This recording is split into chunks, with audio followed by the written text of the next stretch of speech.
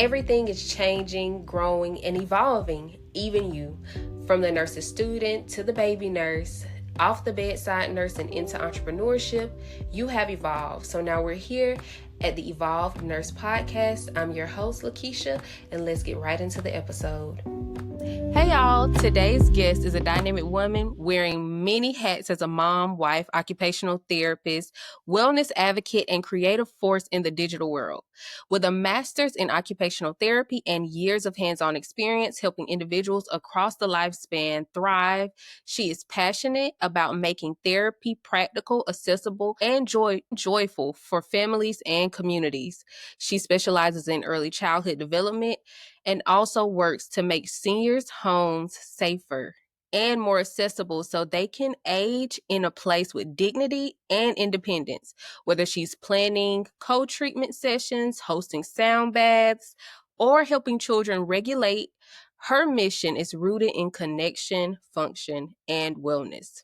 When she's not working with clients, you'll find her at Instagram at Mommy in Motion, a lifestyle page where she shares relatable insights on motherhood, self-care, motor tips, and practical activities, all while navigating the real life juggle of parenting. Please welcome Allegra to the Evolved Nurse Podcast. So I want to start with, this is a Bridging the Gap series. So we want to make sure that we're bringing in people who make our patients' lives thrive. So she is also one of those people in occupational therapy. So let's welcome her with open arms to the podcast. Thank you, Lakeisha. That was a really wonderful intro, and it really did capture most of what I do. So thank you so much. You are so welcome. So we like to hop right into the episode. And y'all, if y'all see me here sweating, let me tell you, the way I was running around my house just a few minutes ago, I'll cool down in a minute. But the first question that I ask any career professional that comes onto the podcast is, did you always want to be whatever your career is? So did you always want to be an occupational therapist?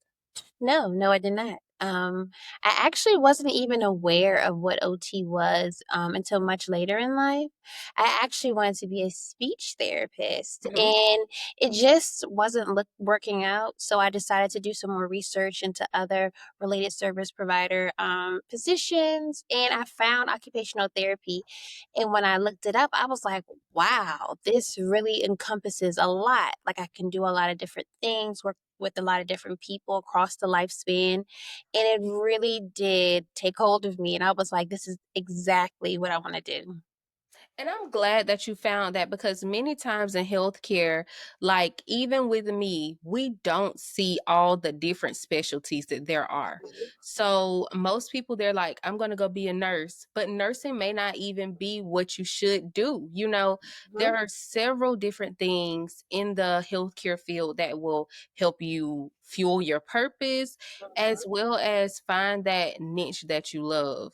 So, with that being said, what is the demographic that you work with? Because I see you often with children, Yes. but while, looking at your bio and understanding you a little bit more, I do see that you have the geriatric population thrown in there too. Yes. So what does that look like? So to your point, I do work with those two populations. I like it. It keeps it spicy to me. It keeps it Mhm. ever changing. I truly have a passion for people in general, so it doesn't really matter how old you are or in what phase of life you are in. I just love people. So I do work with kids during like my regular 9 to 5 in a school setting. So I've gone and I've done elementary schools, middle schools, high schools. Right now I'm doing a middle school and like an education campus. So it also melds in there that middle school as well. And then, on the weekends or in the evenings, I will see seniors inside of their home and I will take a look at their ability to function in their home and look at potential health hazards in their home and help them get adaptive equipment and durable medical equipment to help them age in place at home safely as long as possible. So those are the two populations I kind of straddle between. Okay. And I love that, like the old and the young. Yes. And I do think that the populations tend to somewhat, Marry once each other. people, yeah, they do marry each other because once you reach a certain age, some motor functions they just don't work as they used to. And then we can even throw our therapist in here with this, like our mental therapist. How do those patients feel about losing those functions that they once had? It is a hard way to go. I can't tell you like the number of times that I have visited someone fresh out of rehab or even like on their way about to be discharged home. They're not home yet, but they know that I'm coming. They will leave the hospital. Now, granted, they are of functioning like Mhm. capability. They'll leave and be there at the home when I get there so I can see how they're functioning now, and then fit them for devices or adaptive equipment. So that mental shift is a hard one. Mhm. It's hard, it's difficult. And seeing people in their most vulnerable moment like that, I love being there to help build them up because everything in life comes and goes. I tell my son all the time and the kids at school, feelings come and go, right? And all you can really do is function where you are and do the best that you can do. So nothing is ever the same. Things are always changing. It's just how does it look now for you? How do you get what you need, what you want now, you know? Mhm. And I love that you said that feelings come and go, but you do have to live in the now. Like you can't always, we're always moving towards the future and it's always a rat race. Like we're always thinking, what's next? What's next? What's next? We're not ever really living in the present. So let's go back to what was your journey like through school? Well, it was actually good. I think for me, not the hardest part was getting to school, but that was a really difficult part for me. Of course, when I got to school, it did have its challenges for sure, but something that I really had to like conquer was anatomy and physiology too, Mhm. because I had taken anatomy and physiology one like Ages ago. years prior. Mhm. So, like, jumping into the saddle full blown with my prerequisites and taking that was really, really, really, really a challenge. And I had a professor who was he just showed up and just started talking. He didn't open the book or anything. Like he I feel just the knew same. it off the top of his head because he had been doing it so long. So I think in that moment it really showed what was possible for me, that I could do it, even if it's hard, it seems impossible, that if I just keep on, like I can accomplish. And so that was very, very difficult for me. I used, positive mindset and visualization and manifesting to get through that period. And I think that's a skill that I took with me through OT school. So once I started OT school, it was similar to A&P, right? There was a Mhm. lot of principles that carried over. And so I just relaxed in the fact that I was going to get through it, that I wanted it, and I was going to work hard for it. So I think that was great. Also, when I was in grad school, we were going through our accreditation process. And so Am I going to be able to work? Is my degree worth anything, even though I'm paying all this money?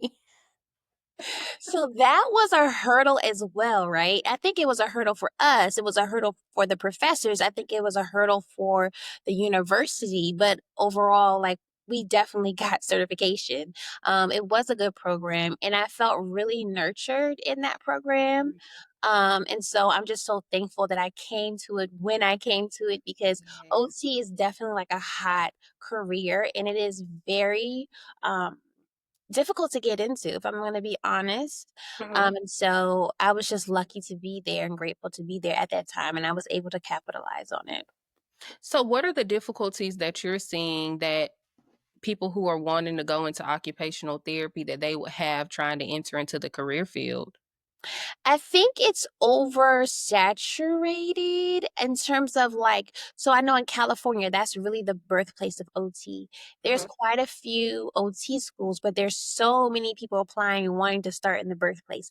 Here on the East Coast, there's less OT schools. So, and they can only have a cohort of like a small number. It's not going to be huge numbers of OT school students coming in every year. So I think number one is the numbers game. Mhm. Number two, past experience. So this is usually a post, degree skill that you're attaining. So in order to get your master's, you have to fill out your application, yada, yada, yada. Well, the person next to you might have experience as a physical therapist, or they might have Mhm. experience as an art therapist, or they might have like all these years of experience working with like the population that they want to work with in the future. And some people just don't have that, right? And that can be super intimidating. Now, you're always trying to figure out how you can stand out from the pack because, like I said, OT school is competitive to get in. So I think that's one of the things. Also, I know standardized testing can be a barrier for some folks. Mhm. The program that I took, I did not have to take the GRE, so that was a blessing. Yes. So that's I one took that thing. thing. Ooh. But not for my program. I actually did not have to have the GRE for my doctorate program, but I took it when I was in undergrad because I was gonna go and be a PA. So You were when I looking started with my ahead. yes, when I started with my biology degree and I graduated, I was like, what am I gonna do? Like if life doesn't work out, I'm gonna just go teach biology. Well, you were prepared, so that's Y- good. you know. Those tend to be like the things and the prerequisites Mhm. because it takes, a mental shift to get into the medical mindset. And not everyone who comes has that, or a lot of people who do have it come and Mhm. apply. And a lot of times they can beat out other people who don't have those things. So people who have no experience at all with the occupational therapy career, what would you say for them to start doing now to prepare them to even submit their application? I would say definitely do some soul searching. Like I said earlier, a lot of times you see people on their worst day or after something super traumatic has happened to them. And I feel like if you're not a people person, this is Mhm. probably not the career for you. There's other careers out there, but this wouldn't be it. I really feel like being an OT is the chance to pour into, of course, I'm there to help with therapy, but also it's based on mental as well. So a lot of what we do is mentally health based because of these changes that happen when injury or function changes. So definitely do a soul search. If you're not a people's person, just try something else. Mhm. Um, it definitely does take perseverance. um get as much experience with different populations as possible. So if you think you want to, like I was just telling someone the other day, like if you are a teacher, you have the summers off, you want to do OT, volunteer at your local hospital. Are you working right there in the NICU or wherever? No, but you are in the hospital, you are in that field. So whatever you can do to like get experience with the potential setting or population that you would like is like the best thing. That's what I would say personally. Try to immerse yourself in the medical model or at least get close to it if you can. Mhm. So, for those who are thinking about, oh, you know what, I want to go into something, and actually, I did have a young lady come to the tea party, because I did include students, Mhm. high school students who thought that they maybe wanted to be a nurse, and once she started, integrating herself with the people who were there, they were telling her all the things that happen in nursing. She was like, that's not what I want to do. And so you could use this as an opportunity if you're listening now to Mhm. go ahead and one, like Allegra said, soul search. Mhm. Right. And of course, people look at nursing as something that's recession proof. And yes, it may be, but you can definitely lose your job. You can lose your job. Yeah. It's not as recession proof as you think. So find something that you love. And like she said, if you're not a people's person, there are things in the medical field, if that's where you want to be, that you don't have to be face to face with people all the time. Right. And And I just so, want to say really quickly, yeah. you saved that lady thousands of dollars Oh, yes. by your tea party.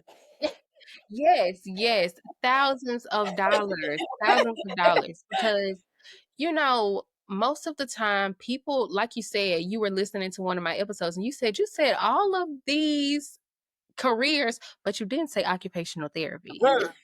Uh-huh. And so that is why we're here today because we want to let the people know who are listening, like, hey, these are areas that you can go into that people need you. Um, for instance, like my mom right now, she's trying to figure out how to move around as she used to. She can't do that anymore right now.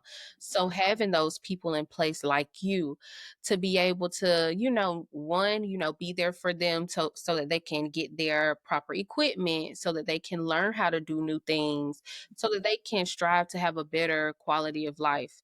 Cause that's where we're trying to lead to. Like Correct. we want you to have a better quality of life. Correct. Correct. So moving on from that, um, what does it look like in a day for you? Like, especially working with kids. So what does that look like for you? It really can vary. I try to have like my set groups ahead of time. So the same day, the same time I see this set group Mhm, of people. But it can really vary. So the top of the day I have to be to work at 8. And then I usually have a little bit of time to prep for my upcoming session. Or I might talk to the speech therapist that works in my job and plan a session. mhm, A lot of times in the school system for OTs who are wondering or potential OTs, you work closely with the speech therapist a lot of times, not all the times, but a lot of times. And so you often find yourself with the speech therapist providing services to the whole classroom. And it could be like a special needs classroom, or it could be a general education classroom, or it could just be one or two kids that you guys pull just in your room who have both OT and speech. Or maybe I'll just bring one kid who just has OT only. She'll bring one kid who only has speech, and we'll both lead a session together. So it's often co-planning a lot of times. And then after that, we run our sessions. And I like that because you just never know, right? You have an mhm. idea of how it's going to go, and you just feed off of what they're doing, right? And you assist where you can, pull back when you can. And then after the session, we usually do a rehash. I really like to talk to the teacher and the speech therapist at the same time and say, hey, what went well? Like, what didn't go well? What could we incorporate next time? And then after that, I usually have another group.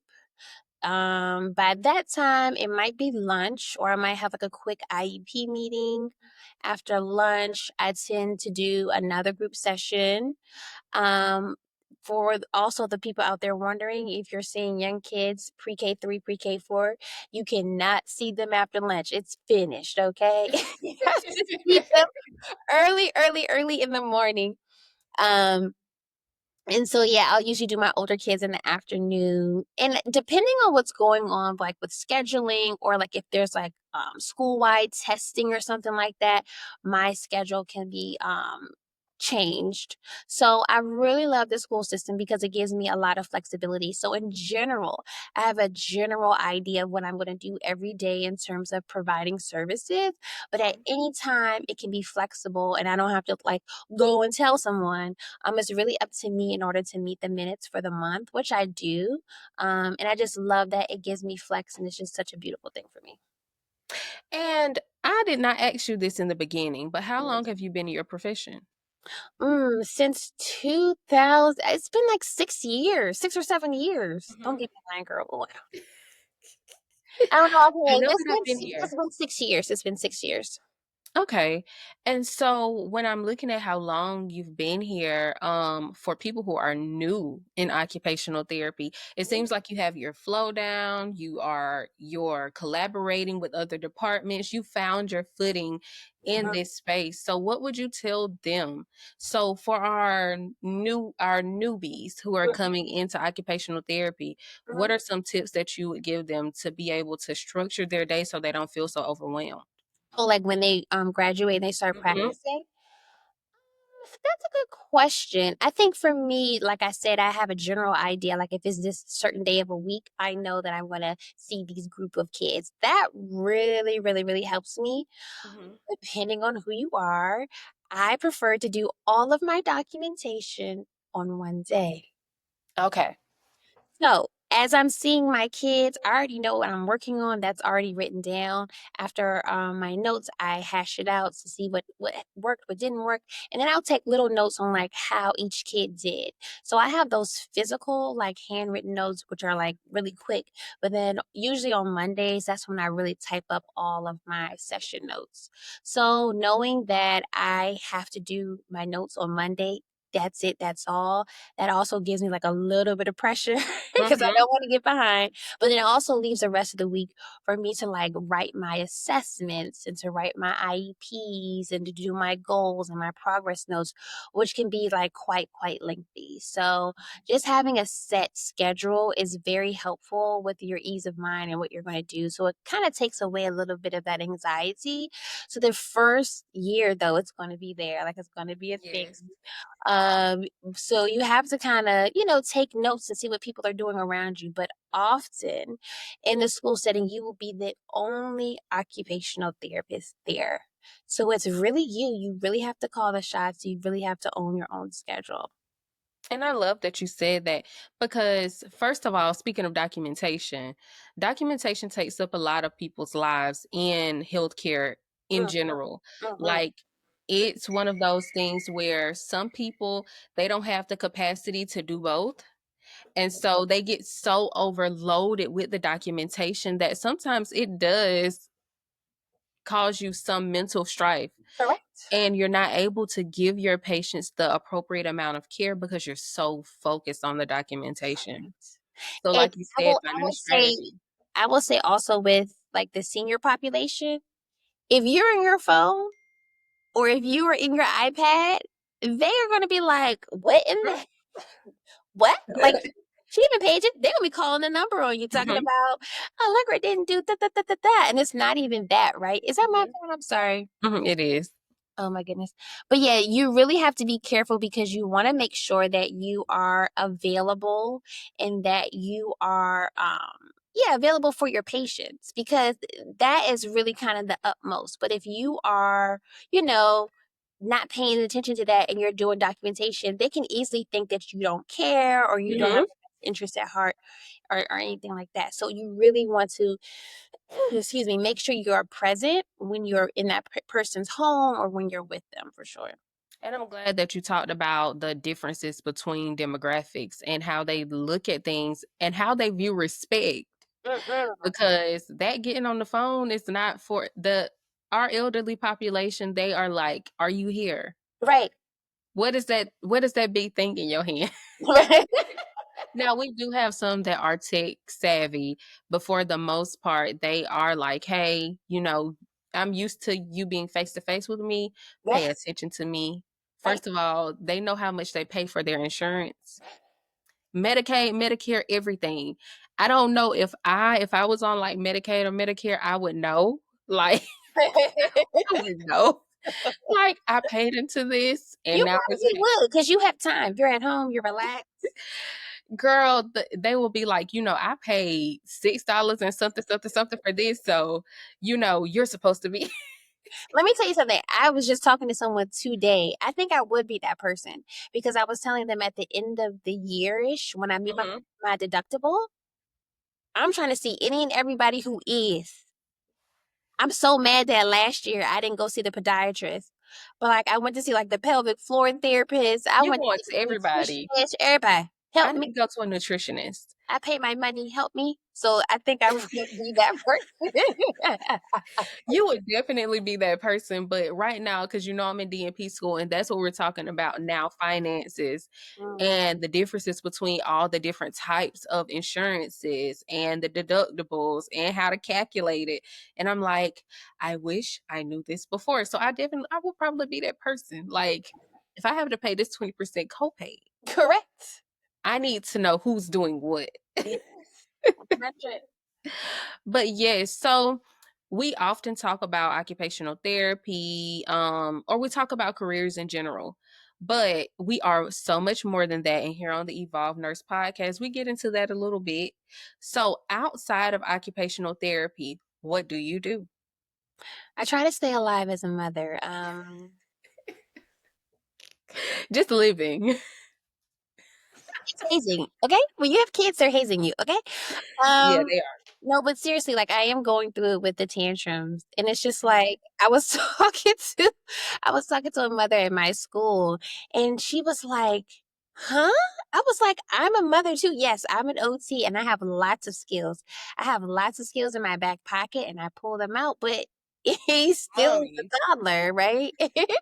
So I'm doing that. Mhm. Um, I'm also just, trying to enjoy now that my son is a little bit older. I finally feel like I can woosah and I can like relax. I can put on a lip. I can deep condition my hair. Yes. It's a blessing. I'm just soaking that all up. Not walking around looking disheveled Right. because You that know happens. what? My neighbor, this literally happened to me on Saturday. My neighbor saw me. Well, no, I saw my neighbor and I didn't think she saw me. So I said, "Oh, hey, Nick." And she was like, "I didn't even know that was you." So Like, wrong. see, momming will have you down. If you are not purposeful about trying to like Mhm. do a little something, it will have you down and out. Like she didn't even recognize me. I thought that was hilarious, but it's true. So outside of being an OT, I am just trying to be and find the pace and be appreciative for now. I love to play sound bowls, so that's my thing. I play a Mhm. lot of crystal sound bowls in my spare time. I also do henna, so just adorning myself, trying to keep the vibes high. Exercising is one of the things that I've been trying to incorporate more regularly. And that's pretty much it. I mean, yeah. Okay, and I'm glad that you said that. Self-care is something that we need in the healthcare space anyway. In order for us to pour into others, we have to pour into ourselves. Like, I remember my therapist telling me, she was like, you cannot pour from an empty cup. The only thing that you can do is if you have a bottle and you pour water into it, you can only give what flows over. Mm, You can't give your whole bottle away to somebody else. mm. So I'm loving that you're doing your sound bowls and doing your henna, working out, doing the things that make you feel good about yourself. Because one thing about it, two things for sure, when pouring into others, you will forget about yourself, Yeah, for sure. especially momming. Especially, and I always saw, oh, self care is important, before I had a kid. And I was like, okay, I yeah. guess so. Uh-huh. But I just really didn't feel the gravity of it and how really important it is until afterwards. Hmm. Because how do you balance being a mom and being an occupational therapist? It's a little difficult. I saw someone post online like the other day, like me trying to not be an OT with my child.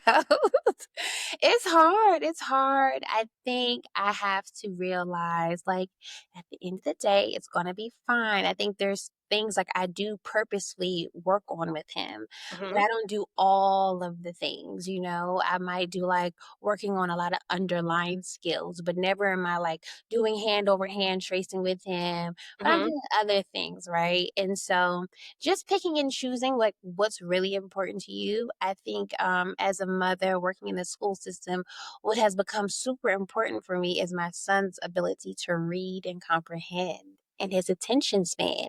Because Yes. see so many scholars like don't have those abilities, or they might do, or they just needed extra help, extra counsel, and they could do so much better. So personally, reading has been super important for me to pass down to my son and to make sure he Hmm. can read. So he can. So I'm like, I did my job. Everything else, Yes. everything else we can work with.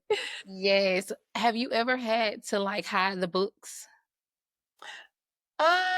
No, but I've had to hide the Yodo. So I have a Yodo. I'm crazy about Yodo. So a Yodo is like a kinda like a music player. It's similar to a Tony, but it's a little bit different. Hmm. And so my son loves to put like their cards. You put the card in the Yodo and he'll play the same Yodo stories over and over and over and over and over and Like, over I am again. tired of hearing it. Yeah, so I've had to hide Sesame Street cards, Paw Patrol cards. And so I call myself saying, okay, like we don't know what the card is. Let's talk. Like, let's Yeah, how are you today? story. I say, let's do a story. Once upon a time, there was a frog that, and then I let him add to it. At first, he was like, "Huh," but then he got the hang of it. I'm like, Mhm. "Oh, this is great!" But then it's always a story about the frog, or. Yeah, mom, let's talk about the frog. Girl, I don't know how many times that I have bought Chicka Chicka Boom Boom. I also don't know how many times I have hid Chicka Chicka Boom Boom. And The fact that he got down on the floor and reached his little hand under the couch and pulled it out one day, I But said, he knew. but he knows it by heart. He just picks up the book and he's just reciting it. He's not flipping pages, nothing. He just needs to have Been some. told B and be told C. That is hilarious. And he knew where you hid it though. Girl, we have been hiding books since he was, I want to say, 12 months. We have been hiding books because Looks for the baby. girl, he will sit on your lap and he will have you read the book 30 times. He won't stop. See, I'm there too. I'm to the point where like, okay, you need to read the book. Read it to me. Hmm. No, mommy, I want you to read it. Okay, I'll read one page, you read the other page. Like, Girl, it had gotten to the point, I think, in daycare, they were like, he cried because he couldn't read the books. Like it oh, wasn't reading time and he was crying because he couldn't read the books. I was like, that is so beautiful. it But is. Girl, so what are you gonna do? he What are you needs to be gonna do? homeschooled. What'd you say? I said maybe he needs to be homeschooled, but he's gotten past that point now. Yeah. But I'm thinking about doing the whole homeschooling thing. Maybe one of these days. Yeah, that's so funny because my husband literally came to me last night and talked about it. Because Mhm. when I was on maternity leave, I was like, yeah, homeschool, rah, rah, rah, let's do it, let's do it. And then Mhm. I was like, I'm ready to go back to work. I'm sorry. Yeah. Just ready to go back to work. But now that he's a little bit older, I think I might tackle it again. Perhaps, maybe sort of. We'll see what the cards hold. Mhm. Because look, as working women in healthcare, like going back to work is one of those things where you never would think that you would be itching to go back. Please. Like I was so ready to go back. I was like, I need to feel like an individual again. Yes, exactly. Yes. Like, do I really want to go back to work? Yeah. Yeah. Yeah, even though, work is work, but it does give you that sense of individuality. And I'm glad that even in healthcare, like we are so many different things. A mom, you do art because henna is art. Period. You have to look. It does take skill and practice, and I love it. I really do love it. But Mhm, you're right. We wear so many hats. I feel like we're a therapist, we mhm, are teachers, we are not nursers, but we are nurse. Like mhm, we comfort and nourish kids all the time. Like mhm. kids just open my door. I'm like, hi, How are you? Like, I'm and good. How are you, sir? What class are you mhm. with? Not mine, but we can get you to where you're gonna go. Right. But I am so, so, so glad that we had this conversation. And our last and final question, because we are wrapping it on up. What are two books that transformed your life? I knew you were gonna ask me, so Okay. I am prepared. Okay, so the first one, and it was a slow burn in terms of transforming my life. I would say, um, A Piece of Cake by Cupcake Brown. I don't know if you've ever heard of that, but it's a memoir, Mhm, and it's called A Piece of Cake, and it's by Cupcake Brown. It's a woman. Her name is Cupcake Brown, but her book, her book and her life just read like a soap opera. Like it didn't seem real, like all the trials and the tribulations she went through, and she still succeeded in the end. Like I don't want to give away everything, but mhm. every type of anything you can think of, she She went went through. and she had kids all along the way, and she still ended up achieving what she wanted to. And so I think when I first read it, I was like, so why aren't I doing anything with my life? Yeah, like Because get up. yeah, like I'm not even I don't have a fraction of these things. So it was a page turner for sure. So and then Mhm. it was like actually true. And the second thing I kind of read later on in life, but it's called Magic Mind: The Neuroscience Behind Manifestation and How It Changes Everything. And that's by Dr. Mm, James Doty. It is so good. That has changed my life. I would say for sure, 100%. And it just talks about, I won't give away everything as well, but everything is rooted in gratitude, being thankful for what you Yes. do have, right? And understanding what your passion is and visualizing what it is that you want. So those three trifectas kind of help bring things to you, I personally believe. Mhm. And this book was really all about it. And he also shared his personal story as well. And it really made him curious about manifesting and the whole process and such like and things like that. So he did this book. And so these things stick with me as a mother. I also like do affirmations with my son every morning, and my husband will That's chime in as beautiful. well. And it's just, a good way to center yourself and figure out where you are, where you want to be. I Mhm. also do gratitude with my son all the time. My in laws watched him the other day at my son, and he was like, Papa, thank you for cooking the corn. And they were like, oh, we're just like, yes, these are the seeds that I'm planting. Mhm. I want him to be purposeful about his gratitude and to see how great his life is, you know? And I love that. I actually practice gratitude with my baby as well. And so he's like, "Thank you, banana." Thank you, Thank banana. you, banana is crazy. He says thank you to everything that he can say thank you to. Oh. And when I think about it, it does like lighten up your heart because once they get to the age where like you have to be thankful for the small things so that you can respect the big things coming into your Mhm, life. And so mhm. I don't know if you did you grab these cards at Mom Friends last year? I did not. Girl, they No, are some good affirmation cards. were they at Monfort this year too? Yeah. Mhm. Yes, I didn't get them, but I did get the affirmation pins. I did. Okay. Okay. Cause yes, these are some really good cards, like just to pull on a daily basis. Everybody, since you have made it to the end of this episode, I want to give a huge, huge thanks to Allegra. She came in, she spoke about her life as an occupational therapist. And so we already spoke about where can we find you, but what's up next? Ooh, so up next, thanks to you, good sis, is a podcast. Okay. Yay! So I'm getting my life together and I am going to do a podcast. I'm super excited. I've already asked one person to see if they would feature and they said yes. So I'm very, very, very, very, very, very excited. Mhm. Yeah. So I'm just going to be patiently waiting to get my life together so I can Okay. actually do it. But I did do like a little logo and stuff. So we'll see. Well, I am super duper proud of you. With that being said, Yeah. y'all look in the bio. There we Look, go. look in the bio. It's so many things down there. Yoni potion, black girl vitamins, so many things. Med print shop. So make sure that you're visiting that. But not only that, make sure that you go and follow Mommy in Motion. That's MOMMY, the letter N Motion. Go follow her and her content because she will be making sure that you all are understanding what it looks like to be a mom as well as occupational therapist and how she does particular things. Keep in touch with her because she does have some big things coming up in the future. And with that being said, thank you for listening and y'all have a great day.